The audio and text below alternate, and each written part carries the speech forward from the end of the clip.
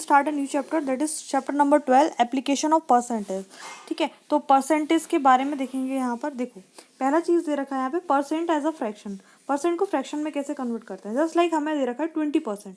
ठीक है, तो परसेंट हटाते हैं तो डिनोमिनेटर में क्या आता है 100। ठीक है, तो इस तरह से परसेंट को हम फ्रैक्शन में कन्वर्ट कर लेते हैं। सिमिलरली अगर हमें फ्रैक्शन दे रखा है, जैसे मान लीजिए हमें फ्रैक्शन दे रखा है 2/5 दे रखा है। ठीक है, तो अगर हमें इसे परसेंट में कन्वर्ट करना है तो हम क्या करेंगे, न्यूमिनेटर और डिनोमिनेटर में 100 का मल्टीप्लिकेशन कर देंगे। डिनोमिनेटर वाले नंबर को बिल्कुल एज इट इज रहने देना है 100 को। ठीक है, और न्यूमिनेटर वाले को हम कट करेंगे, 5 2 ज़ा 10, ठीक है 20, यानी कि 40/100 आ जाएगा।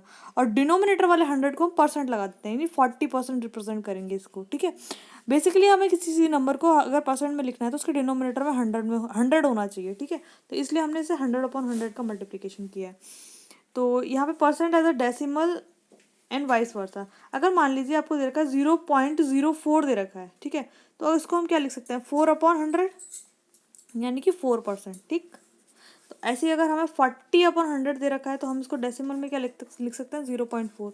या फिर हमें 60/100 दे रखा है तो इसे हम लिख सकते हैं 0.6। ठीक, 0 से 0 कट जाएगा, 0.6। तो डेसिमल में इस तरह से कन्वर्ट करते हैं।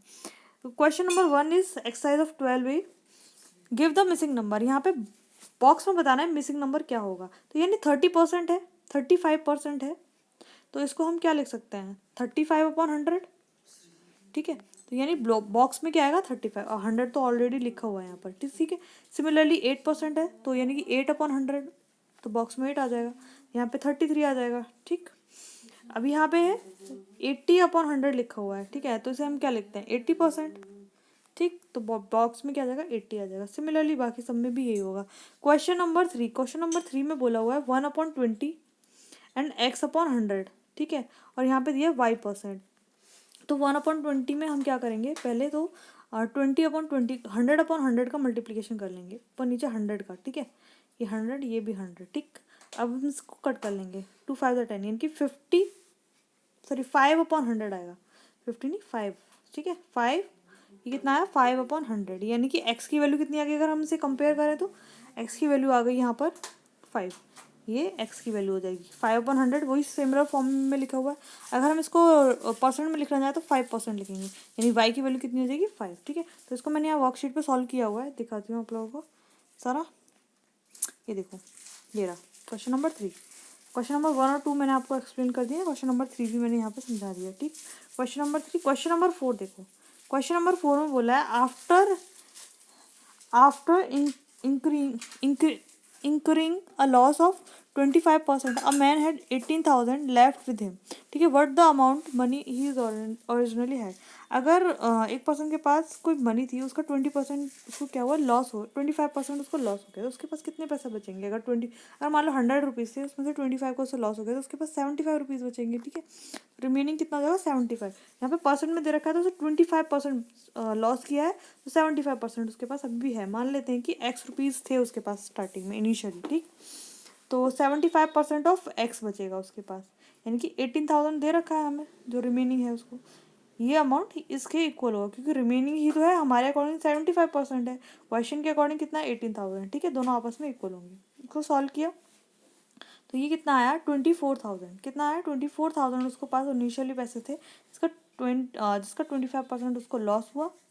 ठीक है, यानी कि उसको 6,000 का लॉस हो गया। ठीक है, question number 5। Question number 5 is 25% of doll purchase in a factory produced in a factory were defective, 25% are the remaining was damaged. If $4,800 were left over, what was the original number of dolls। यहाँ पे सही करें ना, 20% नहीं है, that is 25%। एक minute, that is not 25%, I think that is 20%। हाँ, ये 25% भी नहीं है, दैट इज़ 20%। इसको सही करें ना, ये 20% है दोनों जगह पे। ठीक है, दोनों जगह पर ही 20% है, इसको सही कर लेना। ठीक है, क्वेश्चन में गलत है। तो यहाँ पे देखो क्या दे रखा है, यहाँ पे बोला है उसके पास कहीं पर ड्रॉल प्रोड्यूस हो रही है, वहाँ पर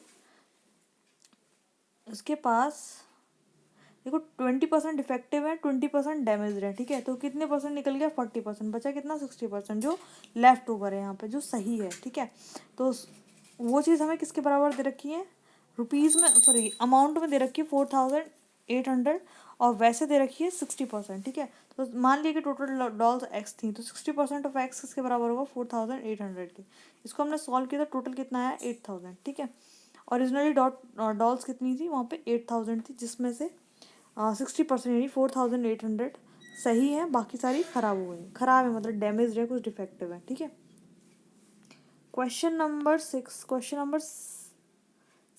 N alloy of metal contain 45% nickel, 25% copper and rest is zinc.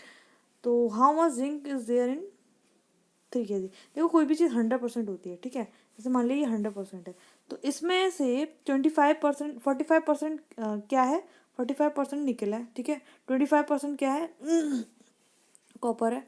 तो रिमेनिंग कितना बचा, 60 70 30% जिंक, जिंक बची, 30% जिंक, ठीक है।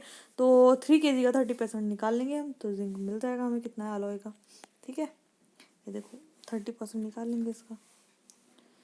क्वेश्चन नंबर 7 है, the price of a dress is 500 in December 2006, price drop by 10%। अगर अब कम हुई है तो यानी जो भी कम हुआ है वो 1500 में से माइनस हो जाएगा, ठीक है।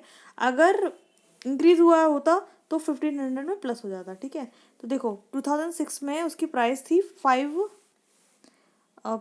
ड्रॉप हुई है 10%, यानी 10% ऑफ 500 निकाल लेंगे हम, कितना आया, 50 रुपीज़। यानी कि 500 में से अगर हम 50 रुपीज़ माइनस कर दें तो कितना आ जाएगा, 450 प्राइस हो गई 2006 में उसकी, ठीक है। अब 2006 में जो प्राइस थी उसमें से अब इंक्रीज हो गई है 10% 2007 में, ठीक है।